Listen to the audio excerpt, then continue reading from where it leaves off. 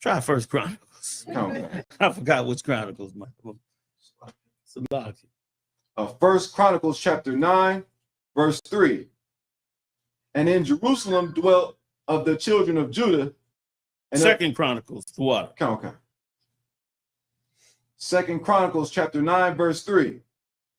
And when the queen of Sheba had seen the wisdom of Solomon, when she came and saw the wisdom of Solomon, go ahead.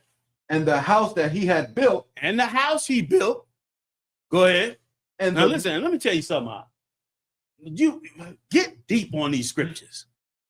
What he's getting ready to give you is a blueprint to start your manhood. What he's giving you is a blueprint on what to look for. Now read it one more time. Let's read it with some understanding. Check this out. Now this is a Queen of Sheba. She's wealthy, powerful. She rules all of what we call today Yemen. That's her territory. She ruled it all, right? Came up to see Solomon, a cat 10 times badder than her. Now read that one more time. Come on. Second Chronicles chapter 9, verse 3. And when the queen of Sheba had seen the wisdom. What's the first thing she saw when she got up there? What she put first on her list? Wisdom. The Lord said this knowledge of this truth is going to be your wisdom. This is going to give you the tools to fight any porn, it's going to be, so beneath you. If you take on these scriptures and this knowledge, y'all come on in, man. Y'all ain't got to stay out there. You understand? Like, it's going to be so beneath you when you add this wisdom inside you. When you start with wisdom, that should be in our whole nation. Wisdom's supposed to be what we start with one another. You understand? Ain't no sister supposed to want no dumbass cat. And ain't no dude supposed to want no dumbass woman. And if you end up with one, teach her. You can't leave her. You got it now. Don't get mad at her, scream at her. Just once in a while, you go down and say, "This is a dumb motherfucker." Don't let her hear you now. You don't want to crush her. She didn't mean to start out that way. Sisters do it. The sisters know how to do it. They see your dumb ass up there talking. Oh, baby, okay. Yes, baby. One of them comedians had a beautiful skit about it. She said when he get up and say he want to be an astronaut, he want to go to space, tell him, yeah, baby, that's a good idea. Give him his lunchbox and send his dumb ass to work. Like, we got to fight for us. You know what I'm saying? Wisdom's supposed to be on our table first. I need a woman that got some wisdom because I don't need her to make a mistake with some knucklehead talking in her ear. And she don't need me to fall for every fast ass that come up the block that's about to give me a package I can't never give back. You understand? And then again, how you gonna raise kids and you got a dumb broad or a dumb husband? And when I say dumb, I don't mean educated. I ain't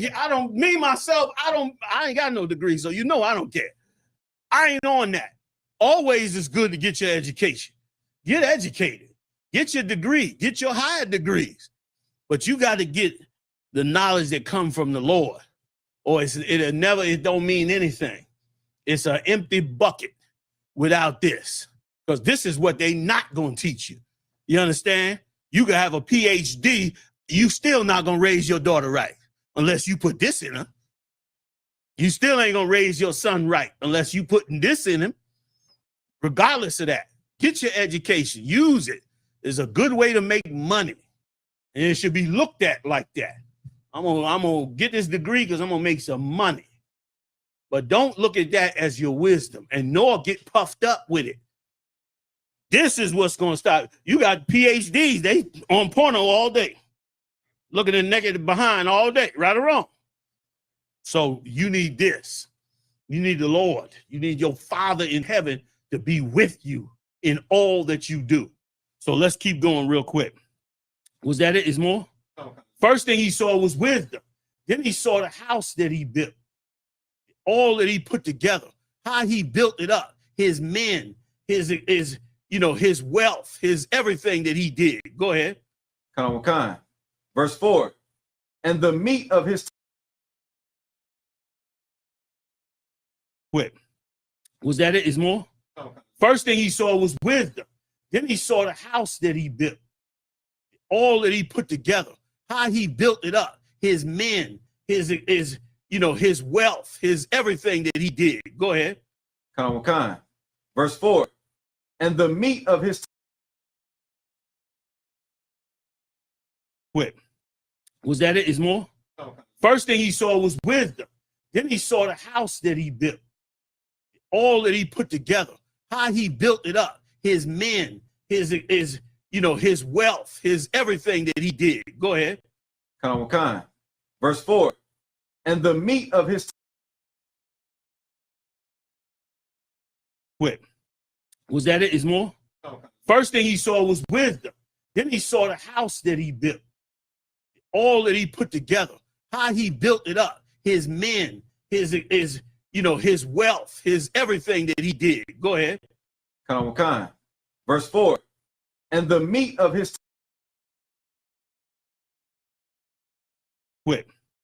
Was that it? Is more? Okay. First thing he saw was wisdom. Then he saw the house that he built. All that he put together. How he built it up. His men, his wealth, his everything that he did. Go ahead. Kind. Verse 4. And the meat of his Quick. Was that it? Is more? Okay. First thing he saw was wisdom. Then he saw the house that he built. All that he put together. How he built it up. His men, his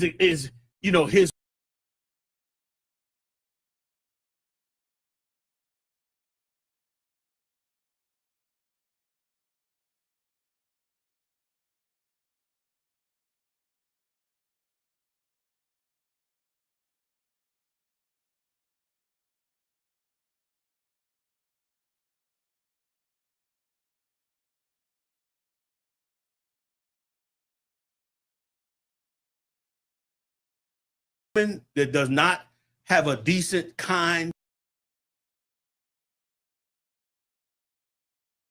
to the Most High to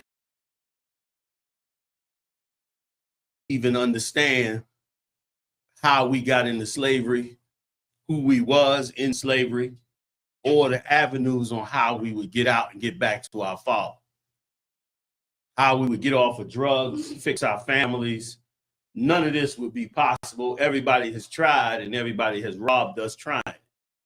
Nobody's got it done, especially places like the church and so forth. So if not for the Most High opening up those records and keeping his promise to reveal his secrets onto the prophets, we would not make it back. So he deserves all recognition. We thank our King Yahushua for much mercy and patience in us for us to carry forward in the work of the Lord. So, he here now. So I was just waiting a second for you because I had to mention you and the great work you're doing out here. I want to give a big shout out to Captain Gadalhar and all his rangers out here and the work he's doing. You know, we rarely get out here. And this brother has been so faithful to the Most High. He has held his own down and held you brothers together year after year after year, you know, with very few of us making it to this side. He's steady building, steady fighting, bringing up great men too. They don't talk much, Gadar. I try to get them to talk. They ain't got nothing to say. I think they just want to, hurt somebody. I don't know what it is. That killer's in them, I guess. I couldn't get them to talk. I said, let me leave them alone. Sure. So he's doing an amazing job. I want to give it up for him one more time. Yeah.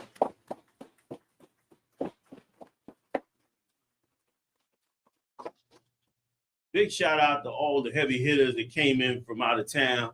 I see a few of them up in the building tonight. New York, you got Big Yak up there, Captain Jazar Yak in the building.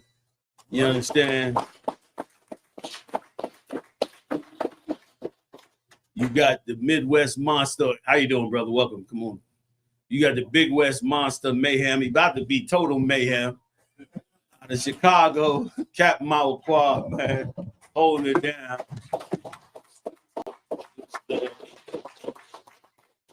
His next brother, I'm starting to whisper his name because he's getting very scary. Okay, all over the place. Wherever I'm at, I seem to see him. He don't say nothing. He just floats around in the back somewhere. Once in a while, he'll give me a call. He even whispers on the phone. He's a very, very scary dude, man. You know what I'm saying? We bad as hell up in this work, man. Cap McCard up around. Yeah. Got another brother up in here, man. I'm just running down names. I mostly recognize the captains, but I know everybody is doing an excellent job up here in the work. But these captains, man, have an amazing responsibility. If they don't know if they don't know now they have it, they're gonna know in a second. This monster will eventually try to cut us off from being online, cut us off from communicating with each other, cut us off with a lot of things. And at that time, you understand, if you take on the rank of a captain, you done made an oath to the Most High that the people that are put in your position, that are put up under you, that you would dedicate your entire life to make sure that they have everything that they possibly could have. You would understand that your job is to maintain them in this work and to never give up on building them up and keeping them safe, man, woman, or child. You would also understand that whatever it comes down to, that you would be willing to take on that responsibility, including and up to your very life, if it's necessary. So when we take on a captain up in here, it's not just no light business. We take you on, we all work together as best we can, but we work together with the understanding that any day now, we could all be separated. And that captain, we're gonna sit on our bed and we're gonna think about him. We're gonna dream about him. We're gonna remember every single thing he ever said and ever thought about. And then we're gonna face the east and we're gonna thank the Lord for him. We ain't gonna be able to see him, we gonna know what he's doing, but we're gonna beg the Lord for mercy for the great work that he's done before, and that the Lord be with him in that time. We're gonna count him a real servant of Yahushua. You understand? Damn right. So, and any man that wants to aspire to be a captain, be that man. You be that man, and the Lord will give it to you. A lot of brothers think General Yahanna give him a rank of a captain. I don't give nobody no goddamn rank. The Lord gives you that rank. And he give you that rank because he loves you. He see you. You understand? He see what nobody else see. You think nobody see it, you being seen. You understand? So another badass cat you got up in here tonight, man. Another exclusively roughneck, man. I think he's going to take over all Texas. I think this cat going to take over all Texas. His camps is huge as hell. He's hardworking and innovative as hell. This is a cat that could really, he's a real good interpersonal person, man. He knows how to deal with brothers and sisters, you understand? And so he's really, really, really working hard. Captain Yadazak, man, up in the building. He trying to beat me up about that Passover, bringing it down there. I told him it was in another state. He called me up. He don't even listen to what I'm saying. Yo, I got to show you. Yo, we already ready. Ready for what? We ain't going for what? And I'm telling you, we got I had to fight with him back. You know what I'm saying? One more roughneck if I can. Y'all let me get in here. It's my man. Ooh. I'm finna take the baby after the lecture. I'm gonna tell y'all right now. We're gonna hang out and play and have fun. Another powerful brother, man, working very hard up in the truth, very sincere from a young man. From the days when we was grinding up in DC, we was in hell. I must have been about 110 pounds back then. That's how bad and stressed we was. This badass cat, man, held it down. Him and his whole family held it down with us, man, and kept this camp going. Been moved out to Memphis, right? And now doing stuff out in Memphis. I done put in an order to get you back 3 times. They blocked the order 3 times. I said, man, y'all bring my son back, man. They said, man, we got, you know, that's Captain Sock G, man. Look at that. Yeah. So y'all know I always want to give a mention. Like I said, there's so many super bad cats. Really, 5,000s is coming through now, real strong. Other officers, show yourself a man now, man. You understand? The field is about to get real wide open. In about 2 seconds, man, the bottom gonna fall out of this kingdom. And tons of people gonna break that door in to get in here and get helped. And you're gonna be the one to do it. I keep saying it because I want you to understand it's going to happen. And you know I ain't lied to you. You see everything I said that came to pass. You in it right now, right on up to this day. Mark my words. It's gonna be a day where you're not even gonna get, you're not even gonna be able to get to that far rear door out there. Because there's gonna be that many people in here and packed up to that door. Because of course, what you watching before your eyes is the Lord removing us from this man's hand. And as he remove us from this man's hands, we're gonna come together on an amazing level. It's all spiritual, it's written in the scriptures. We could do a whole lecture on it if we want, or a whole class or series of class or whatever. But I ain't gonna keep y'all all night. Y'all know I like to talk. But we're gonna get into this. We're gonna get into all this porn. Y'all ready? I see y'all brought the babies. Y'all didn't think I was gonna bring no naked pictures, did y'all? Y'all turn around and say, "Oh, General Yahanna, he a good dude. He ain't gonna bring that nasty shit in here." Brothers in here like, damn, I'm gonna see what he got. Nah, I ain't gonna. This will be G-rated. Won't be nothing like that coming out. Just for y'all to know, just in case anybody was wondering, it won't be nothing like that. But we're gonna get it on and get going. I want to real quick before I get into, I want to thank everybody at home that joined us. I heard we got a lot of people online, Marah. So I want to thank them all for joining us, man, and getting in with it. Big shout out to all the other 7 heads that run this school and this nation as well. And big shout out to all the brothers and sisters in here, man, even down to our children, man, for all the great works y'all do and the striving y'all building up with, all right? So with that, let's do a little slavery first, can we? We'll talk about a little slavery and what happened in slavery and how we ended up here where we're at. Whether you know it or not, you probably know it now because of the, you probably, give me the scriptures, you can give me the pictures on slavery. Like, you probably know it now because you're in the truth and you learn the truth. But if you didn't know this, you know, all throughout slavery up until today, there's been a system of taking away our spirit to be sexual correctly, to be in relationships correctly. All of that started way back in slavery. They started taking that spirit away from us. And let me read something to you, man, just to give a little perspective of it. And this comes out of slave perspectives in the 1700s, if you're interested in the book itself. And it gives a good description of the origins of buck breaking. Y'all heard of that before? We'll read a little bit about it. We always, as a people, had a very exclusive way we were, based on our laws. Based on our laws, the Most High said you was never to look at another woman's nakedness. You weren't even supposed to look at another man's nakedness. Like, they got us in the lockers half naked. You understand? When you playing sports. I went into wrestling because I didn't like the way the football players were smacking each other on the ass. I'm a Benjamin. I'll kill you, man. You understand? That homo thing, we don't play that, man. You understand? And they up in there. I wanted, you know, I was a little guy, but I was like, man, I'm going to get that. I went up there, man, they smacking everybody on the behind. I said, man, I can't do that. I'm not going to, because somebody going to do that, and we're going to have, you know, I'm going to bleed somebody on this goddamn field. We're not supposed to be doing that. We ain't supposed to be smacking no other man on his behind, man. And where the hell did it come from? And why does it have to even be in football?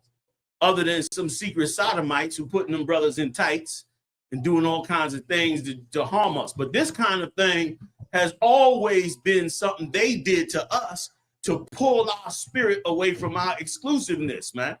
We always fully dressed the way we dress. We always carried ourselves and our nakedness in a way as to not exploit it in the world for thousands of years. And they turned around and took it back. Let me read a little bit. It said they started to make sex no longer sacred to wear down our resistance. Meaning they sat down and said, we're going to use this sex and we're going to wear down their ability to resist us, to fight against us. We're going to use sex to do it. And they're doing it today, which you'll see as I go on. All right. It said, the scriptures say, give me the scripture on the bed is undefiled. Let me keep going. Here's what it says.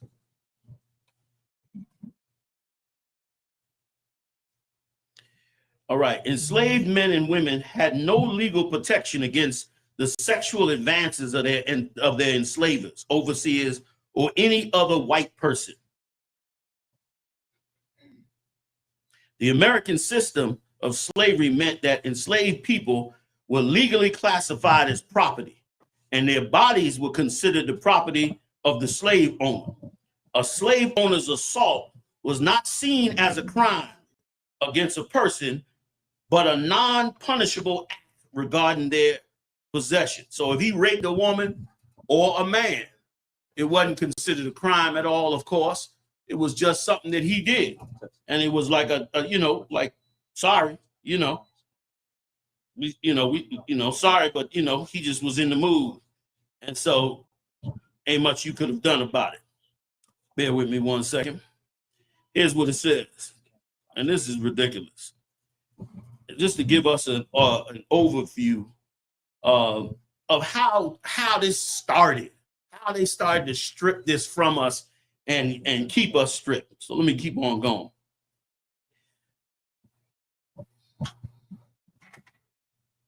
The American system of what they call chattel slavery meant that enslaved people were legally classified as property.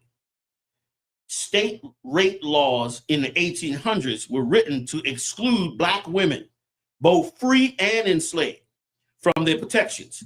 It was not until just before the Civil War that some states, like Georgia in 1861, began to expand the definition of rape to include enslaved victims, though this was still rare. Remember, we came here in 1620s. So for 200 years, a Black woman could just walk down the street or walk down the field, snatched up by a white man, be raped, and it wasn't even a crime. She could scream, do whatever. You couldn't do nothing. Just the thought of that alone will already make you, give you a spirit. If you don't have no recourse, it pushes your spirit to not want to have no love for that woman. You don't want to have no affection for her because when the slave master come to take her, you're going to be upset and not be able to do nothing about it. That's psychological warfare. And plenty of it was played on us since back then. Many brothers died because they was not just let that go. That was like their breaking point. He come and grab a woman, they go up in there and die over it. You know what I mean? And that's why when we understand this type of slavery and what went on in that slavery, man, we should be big advocates against anything that falls in that direction. Interracial marriages, all of that falls in that category, we should be totally against, because look what we suffered for them to take away our exclusiveness. And it wasn't even that long ago. Go back to the 60s or the 50s. A white man couldn't touch a Black woman in the North in the 60s. If she approached him, it was going, brothers was, what's this? And it was a big problem. That's how the gangs got started out here anyway, because they was coming down off them same mountains and attacking women, attacking children. And the brothers said, man, we got to get organized, man, because we can't let these cats just attack our women like that. That's how exclusive sex and sexuality and sexual parts were with a woman. And that was important. Let me read a little bit more. All right. It said, in 1861, began to expand the definition of rape to include enslaved victims, though this was still rare. All right. They were motivated to do sexual violence, reinforcing dominance. Now that's hell. Meaning they thought to themselves as slave masters, we need to rape enough of these women, because if we rape enough of these women, that, ensures our dominance over them. As these men learn and go through the pain of knowing that they could sleep with our women and not have any recourse. It just made them stronger and made you and I weaker. You had to sit there and see that and put your head down and all that. And you'll see as I read down. And it's important to understand where this started and how this developed into what we're dealing with today. I'm going to get up to everything we're dealing with today. And as we get up to what we're dealing with today, having this in your mind is going to help you to understand that, man, why did we let them take us to this? And let's take ourselves all the way back. Brothers as well have been horribly destroyed by this that took place starting in the beginning. Let me read a little more if y'all don't mind. Okay, reinforcing dominance. Sexual violence was a key tool of control used to dominate, degrade, and dehumanize enslaved people. If you want to control people, you have to take away their spirit to strive for better. I was talking about this the other night on the show. Like, everything that Esau does is for one reason: to do something to that thing that lives in you that makes you strive, that makes you want to be better, that makes you holy or separate or exclusive, that makes you hold self-value to yourself. Those things are the things that he wants. He wants those things because without those things, you can't do anything for yourself. And then you will end up whatever creature he wants you to be when it comes to your sexuality, when it comes to pornography, when it comes to video games, or anything that he puts in front of you that he wants to, absorb your spirit with or control your spirit with. Because let's face it, any addiction, if you got an alcohol addiction, you got to find something in you to make you strong enough to break that addiction, right or wrong. But if you got nothing in you, if your ability to strive, if I train you to fail at everything you do and to never strive and win, to never be better and win, are you going to be able to strive and win to fight this alcohol addiction? Of course not. So I could just give you alcohol then and get you drunk and you just going to fall apart. You're not going to be able to beat that. That's the goal. That's the way to enslave. And even though the chains might be gone and different things are gone, the method is the same. And they now getting ready to reintroduce the method. When they went up there to them houses up on 75th Street on the south side, they went up in there and they just went in the complex. First of all, came with a massive amount of troops. Went in the complex, right? Went all up in the complex and just pulled everybody out of the complex. No warrants. They don't even know who's in there. No warrants or anything. Brought them all out, made them give up their IDs, separated all their children. Now, this is at 4:30 in the morning. Separated all their children while they pulled everybody out the building, asking for their IDs and do they got warrants and all that. Really, that's for demoralization.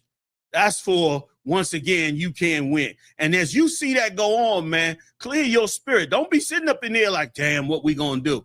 The Lord is about to do, you've been wondering why, you've been reading the miracle stories in here. Keep on watching.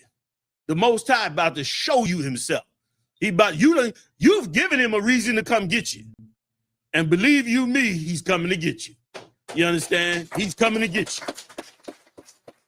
It's definitely going down. Remember, just stick to what Christ said. Don't even bow your eyebrows. Don't even flinch at it. No, the Lord's day is coming. And we're going to stay on this fire until that day comes, and we're going to change the tide of the planet. You understand? And if I had time, I probably won't, but I want to tell y'all about that little speech Miller made. Stephen Miller, that little speech he made at the funeral. That boy was out of pocket, man. He was calling on Satan on a real level. But that's a little, you know what I'm saying? Let's get back to this, all right? So they use that sexual assault to dominate not just her, forget about her. Because the Lord said that's like killing somebody. You understand? But also to dominate you so that you will never feel like you have any authority over your woman. You have an authority in many ways, mostly an authority to protect her, which is so natural. That's as natural as drinking water. It's natural as drinking water that this woman is, I got to protect her. I got to be the strength for her. That's just as natural as it is to be human. They want that out of you. They wanted it out of us in slavery. They've been beating on us and doing things to get that out of us since then. Let me get a little bit more. Economic exploitation. State laws such as the 1662, that's 2 years before, Virginia law mandated that the child of an enslaved mother would be born into slavery, regardless of the father's race. So you know what that means, right? That means a white man can take 20 black women, rape all 20 of them. They have kids, and even though the kids looking white or whatever they look like, them kids all get to go into slavery. He just increased his slave litter 20-fold. Now you do that, he do that once or twice, 3 times a year. I mean, 1, 2, 3 years in a row. He might increase his slaves 60-fold. And they'll all be halfway loyal to him because he their daddy. But they'll still be considered slaves. That's the kind, so that they were incentivized, just like you would be. If you got a farm and you got sheep and cows and stuff like that on the farm, aren't you incentivized to bring the male sheep in and go let them have sex with the bulls or the sheep so they can have more babies? Now your flock done increased. That was how Jacob had to fight to get out of slavery. Remember, he had to take the speckled flock and multiply that flock, and that's how he got some wealth up to get the hell up out of there and to marry those 2 sisters, which is acceptable with cattle. But is that supposed to be done with our women? That's how this is the road, brother. This is the road that they started for us a long time ago. And this is a road that helped bring us to being addicted to these things like porn, like, video games, like anything they want us to be addicted to, by breaking our spirit, wearing us down, harming us. We being harmed in so many ways, just being in on this planet with them in charge. But it's coming to an end. Let me read on. All right. This created a direct economic incentive for enslavers to rape enslaved women to increase their property. Forced breeding. Enslavers often forced enslaved people into sexual relations, specifically to produce more children who would also be enslaved. So he even took the male slaves. A sister in captivity, brother, had a hell of a journey. Now, why you surprised now that she don't have no morals unless she come into the truth? We surprised that she's half naked in the street, half out of her mind. That cycle's been going on for hundreds of years on us. Like our sister, I'm surprised sister's even in here. Be honest with you. It's like you had to fight a whole lot of demonic forces to not become a part of what's out there. A whole lot. You know what I'm saying? Let me keep on going.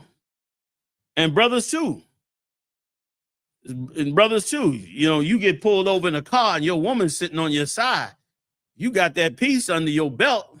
It's real hard not to put that cat down, seeing that he could do what he does. I'm not telling nobody to do that. I pray you don't. I pray you don't even be in that position. But that's a difficult. You ain't gonna tell me it ain't went through your mind.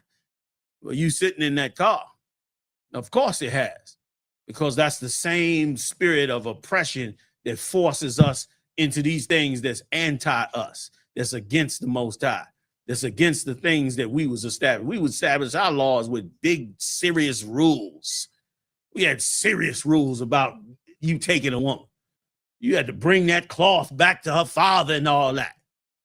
She had to be a untouched woman when she married you, and had all these rules that we had. Well, those rules made sex a very exclusive and righteous thing. And this empire took it all away. We only now fighting through the mud and the guts of this place to try to get back what we had before. Like, that's why whenever you feeling to be, sophisticated about your righteousness, you know what I mean? You feeling a little holier than thou about it. So damn what? Be that. Be that. You know what I mean? You're going to get a little criticism on the job. Dang, girl, you always wrapped up. Yeah, because I'm not in the hole. Don't say that. Don't say that on the You get my point. You know what I'm saying? You know what I'm saying? Like a sister can't even, if a sister wears a long skirt 5 days to work, she got to get questioned. Am I lying, y'all? She gonna get questioned. Same if you ain't hitting on her on the job. Some cats need to be put to death on these jobs. You know what I'm saying? But it's a part of the whole thing. And that's why it's important for us. It's important to put that inside you. We put everything inside us that, you know, feel good, but hurts us and harms us. Because that's what we've been trained to do. We got to start to put some stuff inside us, man, that do so much for us, but oftentimes feels like it does not. You understand? The scripture said, be not grievous over the Most High's laws. You know what I'm saying? Like, we shouldn't be grievous over these things that the Lord gave us to be better and to escape that, man. Because that thing, y'all bear with me, I'm gonna run a little bit, but that thing that they doing to us out there with these algorithms and stuff is extremely, extremely evil. I mean, you got to be really close to Satan to think this stuff up. But let me keep on going, all right? All right. The psychological and emotional trauma. Enslaved women were assaulted, often experienced deep psychological and physical trauma. And that go on today. A lot of weak-ass men are child molesters.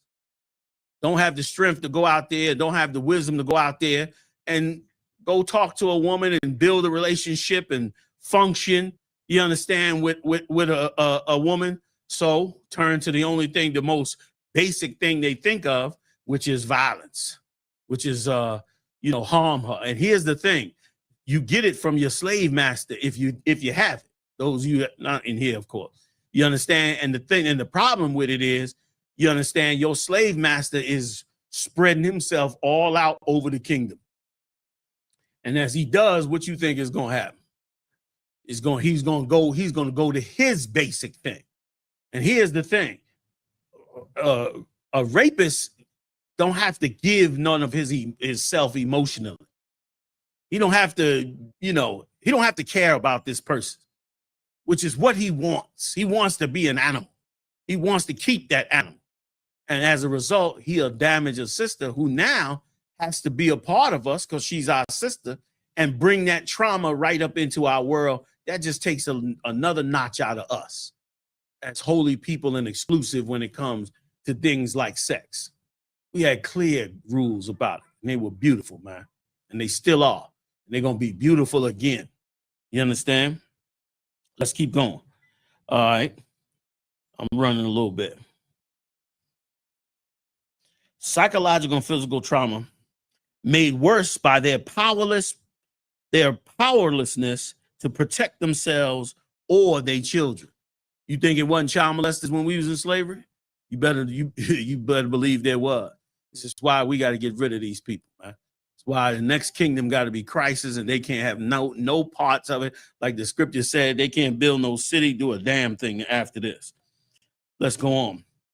Sexual exploitation was incredibly destructive to the marriages and family bonds of enslaved people. Enslaved men were often unable to protect their wives, leading to feelings of emasculation and powerlessness. That's what I was talking about earlier. Now, remember now, you know that children mimic parents, and then they become parents, and their children mimic them. So it's very easy for the wrong thing to become part of your family line. If your grandfather committed suicide, your father is going to be hard pressed not to commit suicide as well. Oh, I didn't even see you, General. Shalom. Y'all Salaki. I'll get to y'all on the break. It's going to be hard for him not to be caught up in the same thing. And then guess what? It's going to be hard for his son not to be drawn for that. If your grandfather was a gangster and a gangbanger and you read all about him, it's going to be hard for your father not to be. Hard for him not to be. Same with your mother. Your mother coming out of captivity, 3 generations of a woman that had been raped. It's going to be hard for her to not carry certain scars that make her behave in certain ways. and then turn around and behave, and you grow up and behave in certain ways. And sometimes we don't even see all the effects that happen to our women. You got a lot of women that walk around out here that can't be affectionate to their own sons. You know why? Because either they've been assaulted or neglected, or some other horrible thing has happened to them that they can't now turn around and extend no affection to the very child that come out their womb. You understand? That's what this kingdom does. And that's how this kingdom has started to walk us in that direction, to lose our soul and not be a people. That's why the Most High is everything.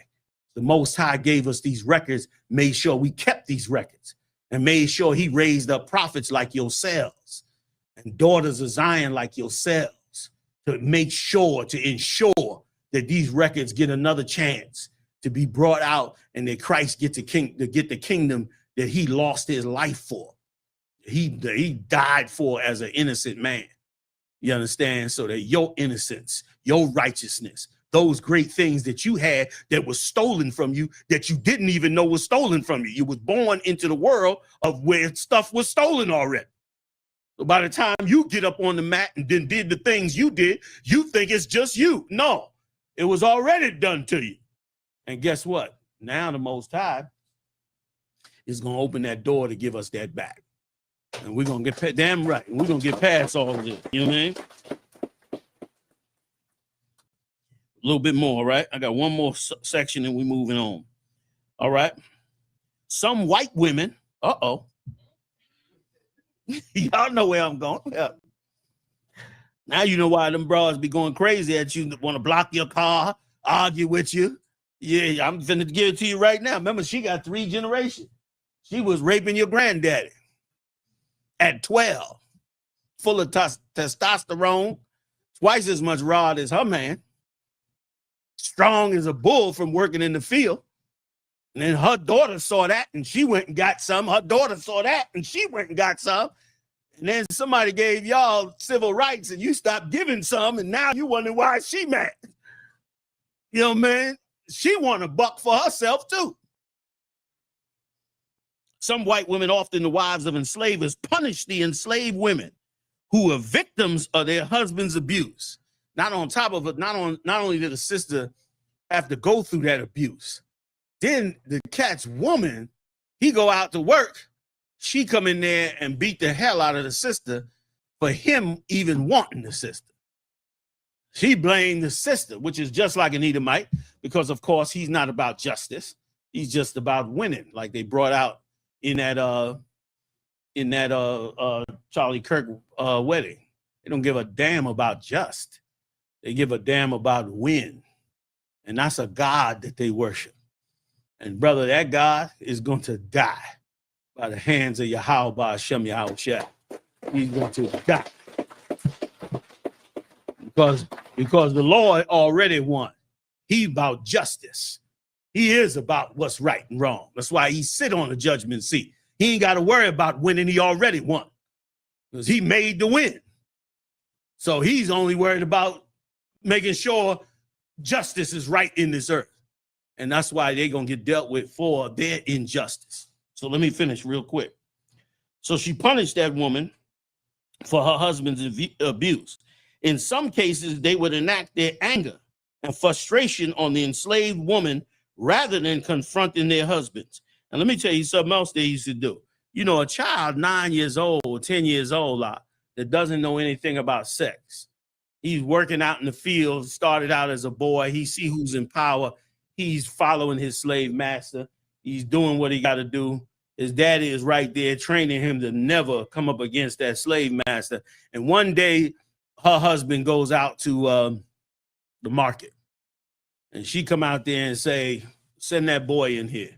And you better not say no for what you need him for. She's the slave master. She brings him inside that house. And he's nervous because he know he don't even come in here. And she then begins to tell him what's going to happen. You understand? And you're going to do it how I tell you to do it. And you ain't going to do nothing other than what I tell you to do. And you ain't going to say a word about it. You ain't going to scream about it. You ain't going to refuse about it. You understand me? Yes, ma'am. And then she began to take her clothes off in front of this 9-year-old, 10-year-old boy. And he's looking at her and he don't know if this man, he gonna get killed or what. And she take him in that bedroom and break that boy in. He ain't never had sex before. And now he got to have sex with this white woman, his slave master. And is y'all thinking about, you got the image of that old beautiful white girl in your mind? Try a 40-year-old bitch from the South. It's an old evil, rotten ass bitch. Some old fat, flabby, flat ass white bitch done took your 12-year-old son, you understand, and turned him into a sex toy. You wonder why we all caught up in addiction, why we catching hell, why the hell the Israelite school UPK is mad as hell and fighting tooth and nail to wake our people up and give us the Holy Spirit back. That's why we here, because that boy should have never gone through that. You understand? Yeah, I'm good. That boy should never have gone through that. And he destroyed for life. And every time that slave master get up on that carriage with all that goods on the back, and say, Jimmy, come on, man, we can get up out of here. That boy start to panic. Heart start fluttering. Fear start coming inside him. Because he know once that carriage get out of ear sight, he getting ready to get called in that house. He getting ready to get called in that house and abused against his will. Today, a young man get called to be molested by an older woman. A lot of time he laugh at all like I'm all that. That's why she want me. That. That's the psychological damage. That's how you get rid of making it important and exclusive. You laugh it off.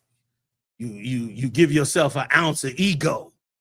But really, as a man, you're a goddamn rape victim. As a child, the white man is the devil the Bible speaks of. You hear me? I don't care what nobody said. So now that was our backdrop. That's where we started on this side, right or wrong. That was where we began, in that pit hole. And where do we go from there? Let's take a look.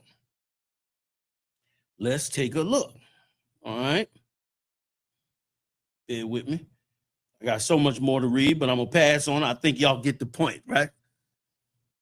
All right. Somebody gets Songs of Solomon 1 and 12. 12 and 13 voice. 12 and 13 verse. Whoever got a microphone. Number one, you got it? No. What? Songs of Solomon 1 and 12, sir? Yes, sir. This is the book of Songs of Solomon, chapter 1, verse 12. While the king sitteth at his table, my spikenard sendeth forth the smell thereof. Now, this is Solomon breaking down a wonderful life, breaking down what it's like for things to be beautiful. Now, he could have mentioned all kinds of things, but he mentioned sitting down at his Lord's table and his spikenard burning in that room while they sitting down. Go ahead. You got both verses. Give me the rest. 12 and 13.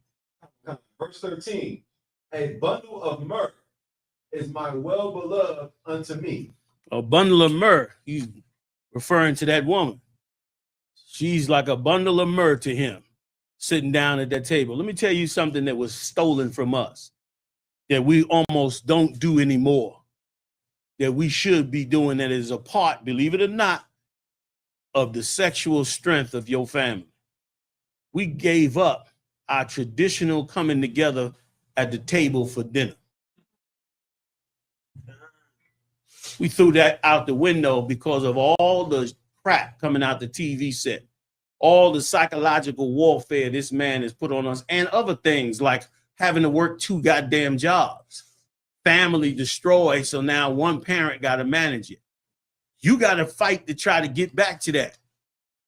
A lot went on, and I'm going to show it to you in the scriptures. A lot went on at that dinner table. A lot of things got corrected. A lot of people got checked. A lot of coming together came together. A lot of things got resolved. You wonder why your woman always nagging you want to talk about something. You ain't got no dinner table out for her to vent all the things that went on for the day that she dealing with. You trying to answer her while you getting dressed for your second job. Or you got to run over here to do that. And she need time to talk. This happened. The school called about Bobby. The electric company, I don't know what their problem is. They went and cut the street up down the block. I told Miss Betty, stop cooking that grill so close to the house. She ain't stopped yet. You're going to have to say something to her or say something to her. She got to talk. How's she going to assist you when she can't talk? How's her spirit going to be free? How your spirit going to be free? And how you going to know your house is right? You got to, in my opinion, I'm going to show it to you in the scriptures. It's not a law. This is my opinion as your brother struggling any way he can to get you back to the people that make the Lord crack the goddamn sky and deliver us the hell up out of here. You understand? Most on Christ. Like, you should get your table back. And you should require as much as you can. And you should require everybody to be there. That's right. Beef or no beef. You get, come on. And you to make sure you, Black man, Latino man, Native Indian man, you sitting at the top of that table. That's right. Very important. Bear with me, warrior. I'm going to come to you, all right? You understand? And work with us in here, man. Get yours back. Because this was an enemy that came and destroyed that. Both first in your mind and then literally in front of you. You got more than, was that on it? I have more, sir. Huh? I have more, sir. Please. Kind. He shall lie all night betwixt my breasts. No, you can stop right there. Okay, come. Give me Chronicles 9, 3 and 4. 3 and 4. Check. I want you to see something. When David had a problem in his house, David knew what he was doing, even though he was battling enemies and all that. David knew what he was doing. Read that for me, Okay, first or second? 3 and 4, 9th verse, 9th chapter, 3 and 4th verse. Chronicles. Oh, which Chronicles? Damn, my bad. Try First Chronicles. I forgot which Chronicles, man. It's a lot. First Chronicles chapter 9, verse 3. And in Jerusalem dwelt of the children of Judah. And Second Chronicles, the water. Okay. Second Chronicles chapter 9, verse 3. And when the queen of Sheba had seen the wisdom of Solomon. When she came and saw the wisdom of Solomon, go ahead. And the house that he had built. And the house he built. Go ahead. And now listen, let me tell you something. You get deep on these scriptures. What he's getting ready to give you is a blueprint to start your manhood. What he's giving you is a blueprint on what to look for. Now read it one more time. Let's read it with some understanding. Check this out. Now this is a Queen of Sheba. She's wealthy, powerful. She rules all of what we call today Yemen. That's her territory.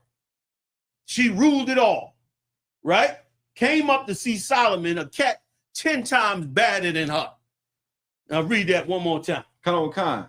Second Chronicles chapter 9, verse 3. And when the queen of Sheba had seen the wisdom. What's the first thing she saw when she got up there? What she put first on her list? Wisdom. The Lord said this knowledge of this truth is going to be your wisdom. This is going to give you the tools to fight any porn, it's going to be, so beneath you. If you take on these scriptures and this knowledge, y'all come on in, man. Y'all ain't got to stay up there. You understand? Like, it's going to be so beneath you when you add this wisdom inside you. When you start with wisdom, that should be in our whole nation. Wisdom's supposed to be what we start with one another. You understand? Ain't no sister supposed to want no dumbass cat. And ain't no dude supposed to want no dumbass woman. And if you end up with one, teach her.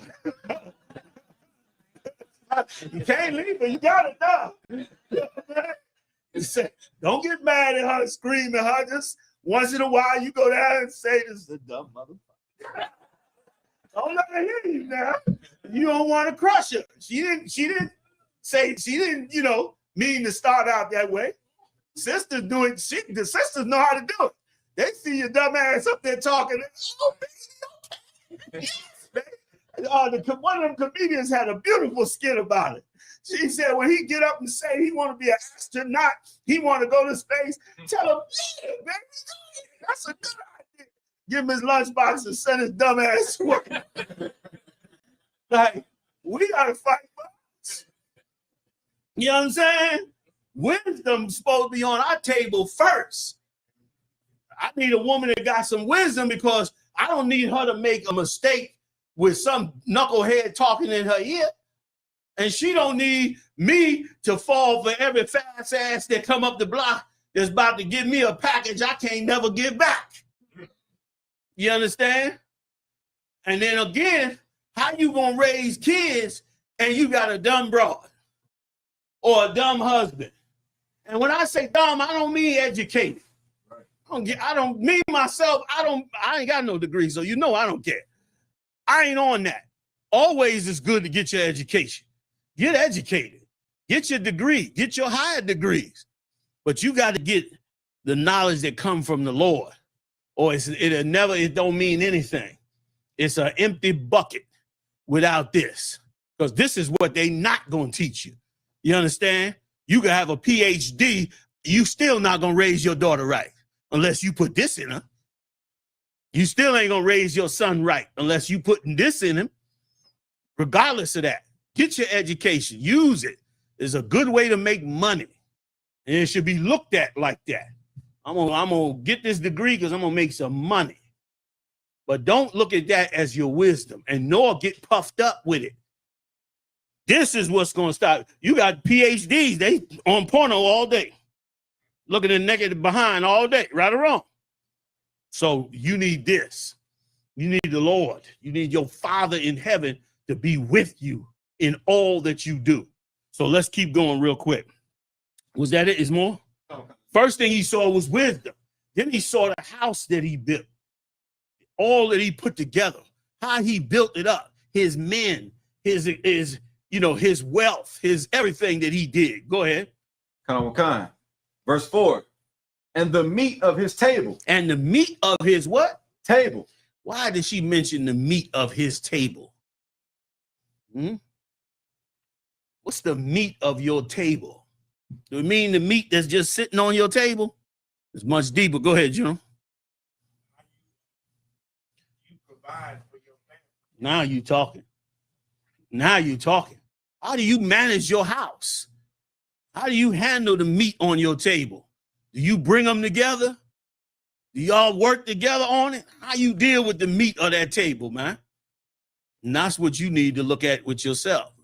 And then you'll begin to be shed off all the demonic forces that's trying to drag you into the goddamn gutter, into the world of Esau, trying to take away, once again, trying to take away your spirit to strive, your spirit to become better, to become sophisticated, to look at the filth of the world and look down on it and know that you're not supposed to be a part of that you come from a royal bloodline that temporarily gave them an opportunity to raise themselves on this earth, but that the kingdom belongs to you at the end of the day.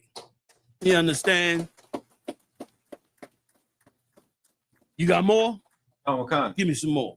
And the meat of his table, and the sitting of his servants. And the what? Sitting of his servants. He had a grand table. She said the sitting of his servants. Anybody know what that means? Go ahead, Doc. His family and the people that worked with him.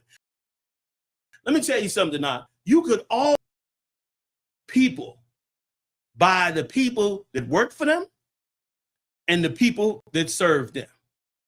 Let me tell y'all a little secret about me. My red was she in here tonight. She gonna look at me like, God damn it, nigga, you was playing games. Let me stop. I always take a woman out to a restaurant. If I want to meet a woman, I want to get to know her, I always take her out to a restaurant. You know why? Because the waiter is nobody she has to respect. He's the waiter.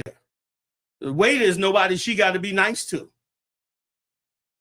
If she is a woman that does not have a decent, kind, forgiving, compassionate, considerate spirit, she's going to treat that waiter like shit. She ain't even going to answer. She ain't even going to know what she did. Waiter gonna come to the table. He's gonna be talking to her. She ain't even gonna look up at her. Yeah, give me the so-and-so and such and such. Yeah, give me that, give me that. And the nicer the waiter is, the more I lean in and listen. Do she turn and say, thank you very much? Was somebody handing her a plate of food? Brothers too. How are you when somebody serves you? How are you? You understand? How are you? And you can tell too. When brother, bring me a double shot of liquor. When he comes, all right, yeah. It sounds tough. But what's tougher is to turn to that brother and say, brother, I appreciate you going through that. Because he don't have to do that. I'm saying this from a man that used to not care about anybody. But until I came in this truth and got around these brothers, got around Muhammad had to knock the dust off my ass. I was rude as shit. I was a Benjamite that had a mouth that wouldn't shut up. And he had to, with kindness, he had to do it with kindness. He had to kindly get me off of my bullshit so that I could see things brighter. And he did it too.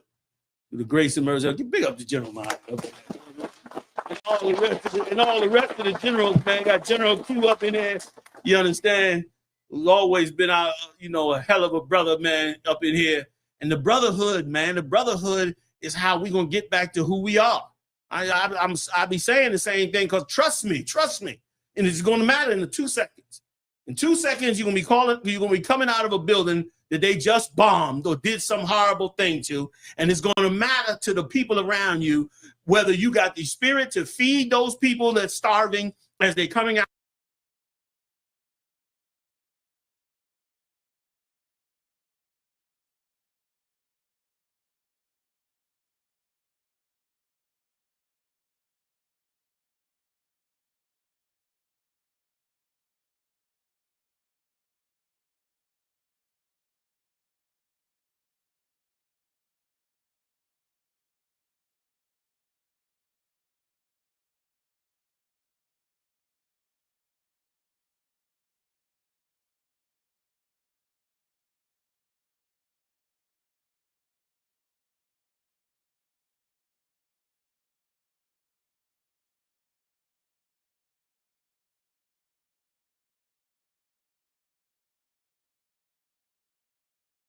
Shorten yourself.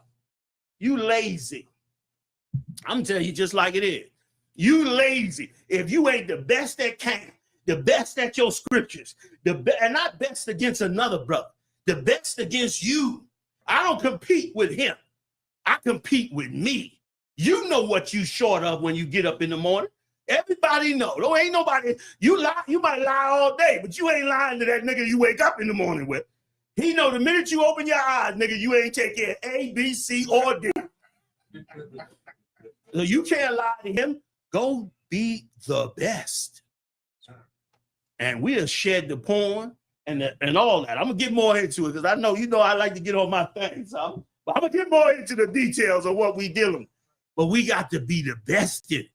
You understand? And so that's why I do what I do that when I meet a woman, I take her to a restaurant. And I watch how she handles people that she don't have to be nice to. I watch her among brothers. How is she when a brother just routinely hands her a plate of food? Is she thankful? Or does she think, yeah, okay, thank you? Or, or does she think it's something she's entitled to? If she think it's something she's entitled to, we're going to have a problem. You understand? Because the lowest man in here bring me a drink. He getting, thank you, I appreciate it. Salakia. Yeah, he getting all that. Because he don't have to do that. And if he do it, he's strong. That person that does that's willing with, ain't nobody got more power in this room than me, do they? If they do, let me know. Raise your hand and hold your peace. I guess not. So I ain't got no reason to humble myself down to somebody that does something to me. You understand? You under orders by the Lord to do what you do. And at one time I thought that meant you supposed to do what I say. And I had to find out the hard way. That's not true. I found out the hard way. You better be best. You better be good enough for somebody to do that too. You understand? Don't act like you deserve it. Christ told us, we was in Jerusalem talking shit to Christ. And Christ turned around and told us, say not that you the children of Israel because you the seed of Abraham. Like, don't be puffed up. He was trying to let us know. You understand? You're going to blow the kingdom thinking you got the kingdom. That's what Christians do. I'm saved. Evilest niggas on earth. You understand? That ain't us. That don't come out this. I ain't never read that in here. You understand? When Saul went to David, man, went to the men in Israel and said, whoever fight Goliath, I'm going to give him my daughter. Now, his daughter wealthy. He's over the whole kingdom. Whoever married this woman is not only he getting a woman, he getting ready to become rich and get a woman. And the men told David, man, you need to go on and do that. David said, you think it's light to be the daughter of a king? It was cold, boy. It was cold-blooded. Now, he just fought a lion and a bear. He knew he wasn't scared of Goliath. He said, who's this uncircumcised beast? He looking like, ooh, I get a shot at this? This cat got to get smoked? Okay. He let them, y'all going? No? All right, I'm going. That's how he was. Remember, his brother said, man, I know it's how thou art, and thou art a busybody. Like, his brother's mad because he coming up to the battle with the food. Like, yeah, send y'all some sandwiches. Y'all ain't been out yet? Y'all still up here in the big hall. Well, what's out here? Oh, circumcised. He fucking with him all day. That's how he was. But when it came to his dignity, his self-respect, his honor, you understand? All right, it's time to get serious now. This brotherhood, that's the time to get serious. Sisterhood, that's the time to get serious. You understand? What these things they doing to us and taking from us and harming us and trying to change us into, it's time to get serious. Time to shed it all. And the key to the kingdom of heaven, the key to us getting in that kingdom is convincing the Lord that you are righteous just enough to be worthy for him to come get you. If you could do that for him, he coming to get you. He dying to come get you. All you got to do is give him the reason to come get you. You do it every day. Your kid act up, man. You beat his ass, send him to his room. You hear him up there crying. You just sitting up there waiting. He come out 3 hours later. Daddy, I'm sorry. I know I shouldn't have did it. You told me not to do it. And you about ready to cry like a baby. You about ready to bawl out crying like a baby because you so glad it's over. You get back to loving him and working with him and teaching him. That's what the Lord doing with us. He waiting on us. And we're going to break this porn and this video games and all this bullshit they using against us. We finna crush it and crush it in our people and get back to our status. Get back to our seat. Okay? Let me get back to it, all right? Was that it, 501? We got more? There's more, sir. Okay, the water. Go ahead. 2 Chronicles 9:4. And the meat of his table, and the sitting of his servants, and the attendance of his ministers, and their apparel. She saw all that in Solomon's house. Go ahead. His cupbearers also. Come on. And their apparel. Come on. And his ascent by which he went up into the house of the Most High. There was no more spirit in her. There was no more spirit in her. Now I want you to translate that into you. You ain't got all the gold and servants and cupbearers, but you do. You do. You got a wife, maybe 3 or whatever. You got kids. You got family. You got structure. Make it like Solomon. Some of y'all, man, I come across some of y'all in here, brother. I get around you and your family. I'm like, this brother got it together. I may not say it to you, but trust me, I'm very observant. I see you, man. I see how you handling your stuff and how your kids act and how you are and how your rib work with you. I watch it. I catch every time Eve say some bad shit to her husband. Y'all know, I get it. I catch it every time. I'll be like, she need work. I don't say nothing. She be all right. Give her another year. She be right. But then sometimes, some of y'all, you down with your husband. He like, baby, come on, we gonna get ready to go, get the kids, I will get the bags, you understand? We gonna jump in the car. She like, all right, don't forget to this, don't forget to that. I'm like, they trying to work. They trying to be right. They trying to be better than this shithole they put us in. Brother, that's worth everything to us. All right? That's everything to us. That's it on that, Go ahead. Did you want verse 5, sir? Please, if you got it. Khan. And she said to the king, it was a true report, which I heard in mine own land of thine acts and of thy wisdom. Howbeit, I believed not their words until I came and mine eyes had seen it. Brother, that's what you want. You want that rep. That was rep. She heard it, but thought it was impossible. Got there and saw that it was more than she could even realize, and had to tell him, I recognize that rep. Brother, that's a great gift from the Lord.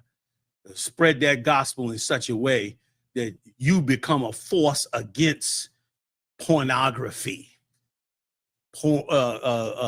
video games, addicting brothers and destroying them and sisters too. That's a great thing to strive for that and not be stopped in that striving and accomplish your goal. I got one more quick one for you, if you could, Thaba. Give me this one too. Give me Ephesians 6 and 1. Now, I know this is another scripture. There's another scripture.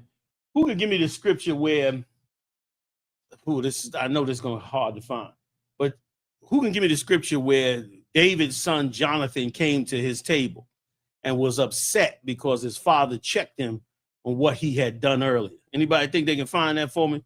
It's been a long time since I pulled it, but it is a scripture that is perfect for what we're discussing right here. So if anybody want to take a shot, it's when his son came to his table. You got it? All right. Stop. I want to read this first, and we're going to read that second. Go ahead. Ephesians chapter 6, verse 1. Children, obey your parents in the Lord, for this is right. Honor thy father and mother, which is the first commandment with promise. Come on. That it may be well with thee, and thou mayest live long on the earth. Go ahead. And ye fathers, provoke not your children to wrath. Let me tell you something. The family structure is the #1 antidote for pornography and video games. You can build a good family structure out, you ain't never going to get caught up again, male or female. If you don't, and you do get caught up, the amount of damage and destruction is just horrific. So I'm going to bring out some of them points before we get at it. The amount of damage that happens to you as a person, your family, your relationship, everything you hoped for, what you strive for, is so in danger. Understand that when you pop open the phone, that they made it so exclusive. You know, there was one time where, growing up in New York, brothers that did want to go, that want to engage in pornography or buy prostitutes, you know what I mean, or something like that, they had to get in their car, put gas in the car, drive up to Hunts Point in New York City, drive around till they find out where the hose is at, and then they had to jump out and engage in whatever they got into and still had to avoid the police. Then it got a little better. The hose started moving into the neighborhood. So all you had to do then, especially Harlem had brownstones, you just stuck your head out the window. Not me, because I ain't never bought no ass. So y'all looking at me like, damn, he looked like he might have done. No, I ain't. They looking at me. Mariah, they looking at me like I done went and got you. Yeah, you look like you bought a little. No, I ain't never had none. Only because, listen, I ain't nothing, nobody special. Only because I came in the truth so young. And the men that was over me, you know, Yeshaya, if you were sitting outside drinking with Yeshaya and you turned your head while y'all talking and you turned your head and looked at a hoe, Yeshaya would ridicule you for about 45 minutes. He'll start off this way. He'll start off and say, could you imagine how she stank? Now you fucked up. You feeling bad already. Like, God damn, why I even look? Then he'd say something like, I thought I saw something dripping in her pants. He'll fuck you up bad. By the time she get to the corner, you don't want nothing. You don't even want no legitimate meat. By the time he get to the corner, all you want is another drink and going to bed. You know what I mean? That's what he would do. And that was out of love. Big shout out to Chief Head Priest Yeshua. You know what I'm saying? Like, that's what he would do out of care for you. You know what I mean? He knew he couldn't take you straight on and he tell you, something, and you'd be bucking back. Well, I'm a man. You know what I'm saying? I can look at some meat. But he also knew how dangerous that was for you as a person. Y'all brothers want to give up some seats? You got a couple of sisters that came in. Y'all got enough seats back there? Oh, you got one up here? Go. Yeah, there you go. Yeah. I think they're good. I think they're good. You got one sister with the baby. Y'all come on in. Yeah, so you can slide some up. You got a little room up here. We got plenty of room all the way up here. Some of y'all brothers want to just slide a chair over here or something, or even on the podium. It don't even matter. I think there's a chair back there or something. All right, whatever works. All right. So, so that was a part of us trying to, him trying to convince you to get on the right, the straight and narrow, and we should be the same way. All right, we should be the same way. That one, you got more? No, what kind of stuff? Go ahead. Ephesians 6:4. Wait, before you go to Ephesians, you got that one you think you have with David? Give it to me. Tell him where you at. The water. This is the book of 1 Samuel, chapter 20, verse 34. Let me hear. So Jonathan arose from the table in fierce anger. Give me the verse above it. Damn, you good. I pulled some scriptures to God. See, you got some hands up there, man. You better pull.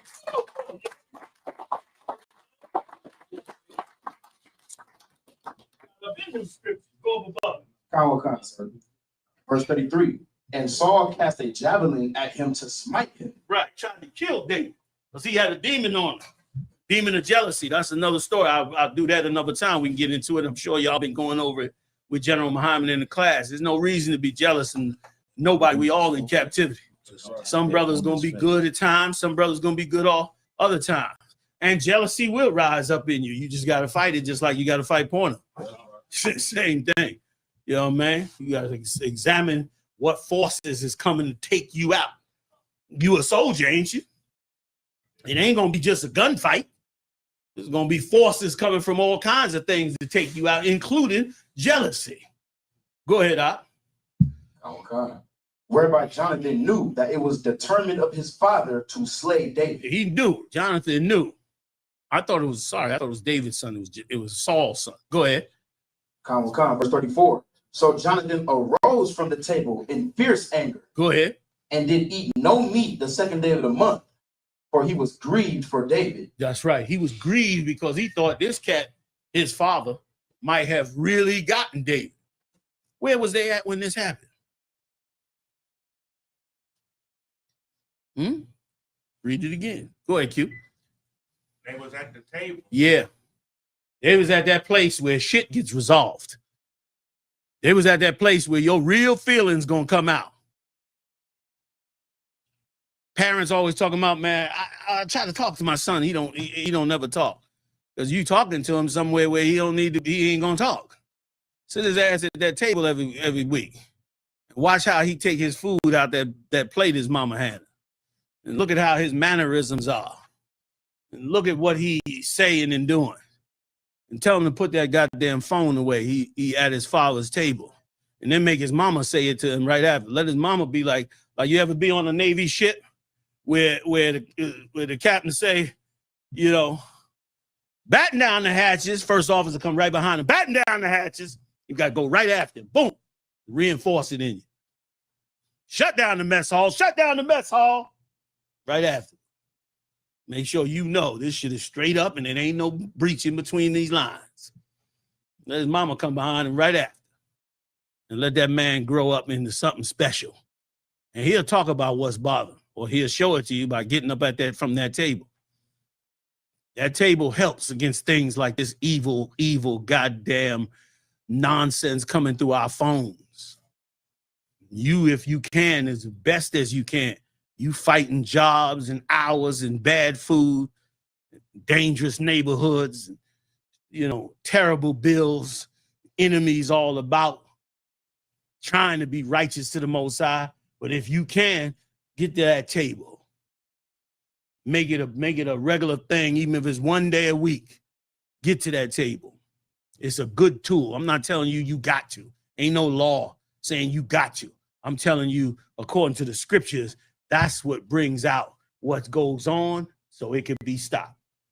That's what's going to strengthen you against them forces. If you got to sit at that table and see that woman and them kids and know that you got to maintain this, you're going to be less likely to be caught up on the couch all damn night playing a goddamn video game. You're going to be smart enough to say, I'm going to play video game, but I'm going to put a bridle on it. I'm going to give myself X amount of time, and after that, I'm getting up off of it. Why am I getting up off of it? Because it's nothing wrong with playing video games, but I can't let video games own me. You understand what I'm saying? All right. That's it on that. Now, go ahead. Do me. You was good on Chronicles. You didn't finish it all, but I think we good on it. All right. Let's move on. So now we got out of slavery, right? So-called. We got up into this kingdom. We got generations of damage we trying to fix and generations of oppression coming down on us. So from both sides of the coin is trying to take us up under. And the white man, being the diabolical beast that he is, decided to find a new way to put us in captivity. I'm going to tell y'all a little bit about a guy that I'll be totally examining this guy. And you might know him as the Unabomber. Y'all ever heard of that? You got to be a little bit of age to know about the Unabomber. Ted Kaczynski. Now, Ted Kaczynski was sending bombs around the country, and I'm not encouraging that. He would put bombs in packages, and he would send them to university professors and the strangest people. And they'd open the package up and blow their head off and all that. They looked for this guy for years. I mean, decades, I want to say. They were looking for him, and they finally got him. And that's a whole nother part of the story. But when they got him, he released a manifesto. And in this manifesto, he said some things about society. And he said these things about society because he was a part of those who were in Harvard. This guy came from Harvard University, by the way. He was a prodigy, genius. He entered Harvard University at around 16 years old. That's how smart this guy was. So he was a genius. He knew what he was doing. He was well-educated, very sophisticated. And so they brought him, since he was so smart, they brought him and involved him in a social program that they were trying to create. They was trying to create a way to control society in their social structures. And as he went into learning about it, and I'm going to read some of his manifesto, he started to learn how evil this was. How if they had the chance to implement this throughout the whole world or throughout the whole country, it would destroy our whole social structure. This is what he believed. And what he did is when he figured all this out, he left society, got a little cabin in the woods in Montana. And from that tiny little cabin with no running water or nothing else, he began to build bombs. And he took those bombs and was blowing up the people who were involved in this program, in this structure. Before he left Harvard, and he started to expose to them that we shouldn't do this, that this is very evil, and that this will change the free will of men and women.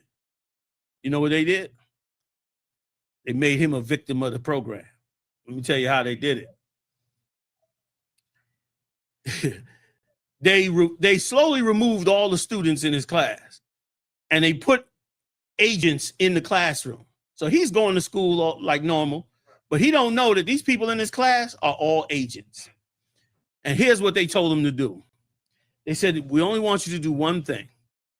Whatever he says at any time that's positive, we want you to criticize him one at a time. So whatever he said, if he said, yeah, I enjoy apple pie, somebody in the class would say, man, apple pie sucks.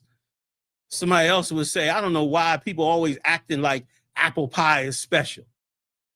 I would never eat apple pie. Everybody I knew ate apple pie was gay. And he would hear this every time they said this to him. And what would happen is he would begin to break down. He would begin to get depressed. It was like everything that he said and thought about was, negative now. And he had no more friends in the class. He wasn't harmonious with anybody no more. He was being criticized continually over and over and over again until he had a break. He got so depressed that he had a break and he left Harvard. He left studying school and moved to this cabin. Now, let me ask you a question. Do that sound familiar to you? What does that sound like to you? Sis? You on the route. Give me more, General. Give him the mic. Pass the mic, sis. Give me more. Like MK Ultra. It probably is, but it's not what I'm looking for. This should sound. I want to give you a clue, but come on, stop. So it's not like social media. I'm gonna stop. Put your cats. Don't get a cat. That's not what I was looking for, though. But it was the closest to what I'm looking for. And let me just help you out. There's a very good reason you're not getting my answer. Okay? Very good reason. But I'm gonna give a couple more people that want to give it a shot. Sounds like what society does to Black people. Give it up.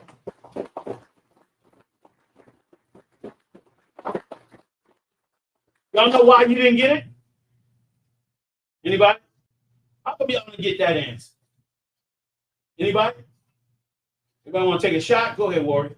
We in the Matrix. You in it. That's the answer. You in that now. That's why you didn't get the answer. Because it's being done to you right now. You on the 6 o'clock news. You being pulled over out your car. You being talked about in the dinner table.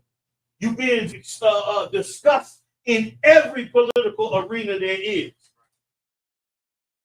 So much so that you don't even know how to discuss dating. You on the internet arguing about how a man should be and a woman should be in 2025. Like if I find myself arguing about this, how a man should be, this is how a woman should be. In 2025, something wrong. Something wrong. I didn't have, like you said, I don't went in the Matrix and lost the time. They are doing exactly what Ted Kaczynski said that they did to him 30 years ago. And they did it to him as part of this. Slocky there. They did it to him as, am I coming through? Okay. As they did it to him as part of the program that they were creating to do to the world. Like they broke his spirit down, an intelligent man, and destroyed his spirit with a tool that they want to use online. Now we're getting closer to this porno thing and these video games and what goes on TV. And when you watch movies, we getting real into that now because that's what they wanted to do for a long time. And now they're doing it. Let's get a little more. Can you? All right. I ain't bringing the cord. Let's get a little bit more, right?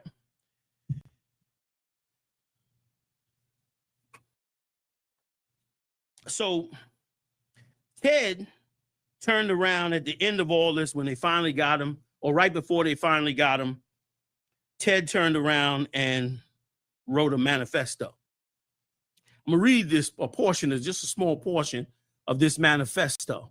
And what you're gonna see in this manifesto, somebody, what time you got? Well, just want to keep an eye on the time. 6:40? 6:40 or 7:40? 7:40. All right, I'm gonna hurry up. All right. What they did, what he says in this manifesto is going to help you to understand what they did online when creating online to harm us and other people. Here's what he said. He said the breakdown of traditional values to some extent implies the breakdown of the bonds that hold together traditional small-scale social groups. And this is a Harvard pro here, y'all. She says, so if you break down the traditional values of people, you will destroy the bonds that they have in small groups. So they got to destroy your traditional values so that you will not be together. You will not come together. You will struggle to be one. Let me give you a little more. Which is why family is so important. Family and the structure of family among us as a group. All right.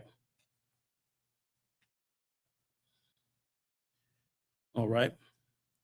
The disintegration of small-scale social groups is also promoted by the fact that modern conditions often require or tempt individuals to move to new locations, meaning the modern society is making people move all over the place.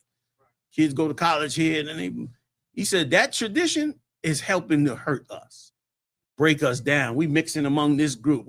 I'm gonna go. You see all over the internet. I'm gonna go live in Thailand, or I'm gonna go live in, which you can live anywhere you want. But with the way they're working these algorithms out, it's to separate and destroy you. Separating themselves from their communities. Beyond that, a technological society has to weaken family ties. Now remember, he's in Harvard looking at the things that they're building for this algorithm. This is before the internet. This is about 20 years before the internet. 20? No, that's not true. This is about maybe 10 years before the internet. He's the one that's in there writing the algorithms and all that for this to be built. But as he's writing it, he's saying, this is going to destroy people based on the things that he knows. Let me give you a little more. It says a technological society has to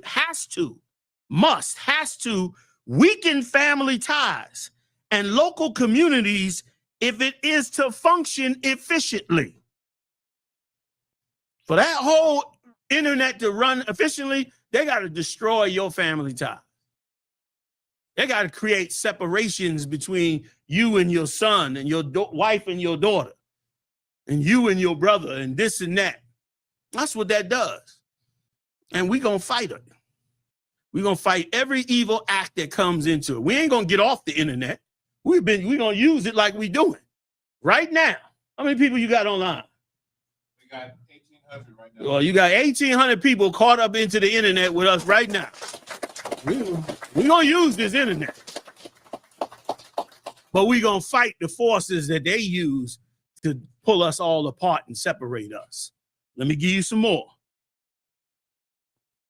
I told you wasn't going to be no naked pictures. All right. If it is to function efficiently. In modern society, an individual's loyalty must be first to the system and only secondary to a small-scale community. Damn. Because if the internal loyalties of a small-scale communities were stronger than the loyalties to the system, such communities would pursue their own advantage at the expense of the system. You want to grow? You got to fight that system. You want to come together and become strong? You got to go against that system. You can't go, you the cinnamon challenge. Right. You out your damn mind. Cinnamon go in my coffee. I'm not doing nothing else with cinnamon that come across the internet. All these are challenges they got. All this stuff that they got going on. They're trying to destroy the world to control it. Trying to bring massive chaos in to control it. And porn and video games is part of it. Suppose that a public official or corporation executive appoints his cousin, his friend, or his co-relationship to a position rather than appointing the person best qualified for the job. He has permitted personal loyalty to supersede his loyalty to the system. And that is nepotism or discrimination, both of which are terrible sins. Not that they care, because they're the ones building it. In modern society, it would be in industrial societies that have done a poor job of subordinating personnel or local loyalties to loyalty to the system. It's ridiculous. I'm gonna leave that right there, right? If I could. Let me read one small part that's important. Let's hear this. Thus, an advanced industrial society can tolerate only those small communities, those small scale communities that are emasculated, okay, tamed and made into tools of the system. Crowding, rapid change, and the breakdown of communities have been widely recognized as sources of social problems. If I'm getting a little crazy, just let me know. They're saying as they went to build this, he's saying, Ted is saying, as they went to build this, they build this and design this, knowing that the only way they could do this was to break all loyalties, to break up these communities. And so one of the best ways to break up any community and to give more loyalty to one thing other than the other is what? What does a drug dealer do? How come he got so many repeat customers? Go ahead, Thank you, brother. So if you know the only way that I could run this internet is I'm gonna have to make everybody addicted. Otherwise, if I don't, they're gonna be more loyal to their communities and they're gonna destroy my system. And then I can't control everybody. Like they doing all kind of horrible things in Harvard and Yale and MIT. They knew this. So they knew they had to come up with a way to make us addicted so that we would now put our heart into the system and not into ourselves and into our community. And that's what they went about to do. Got some seats up in the front, sis. Good to see you, sis. So what did they do? They created this thing called algorithms. These algorithms are being used against us every day. And they increasing and increasing and increasing. And you ain't got to run from it or shut off the internet and all that, but be awake. Be aware of what's going on. They mentioned a little bit about being aware with our children. Be doubly aware, especially with our children. Be aware of yourself too. You vulnerable too. And as we decide to not be vulnerable to this society, we'll also be able to beat all the things that they use to make us addicted. All right. Can I get a little bit on this algorithm, y'all? Then I'm going directly into pornography. All right.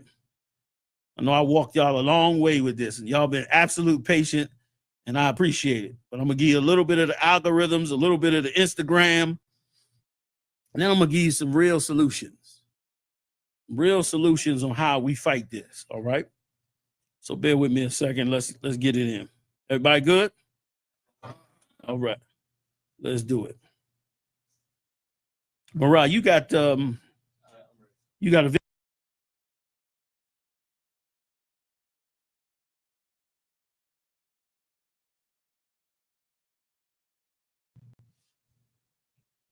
TV's on. Oh, you got it. Anybody want some water, hands? Something to drink? Today we're going to talk about what years or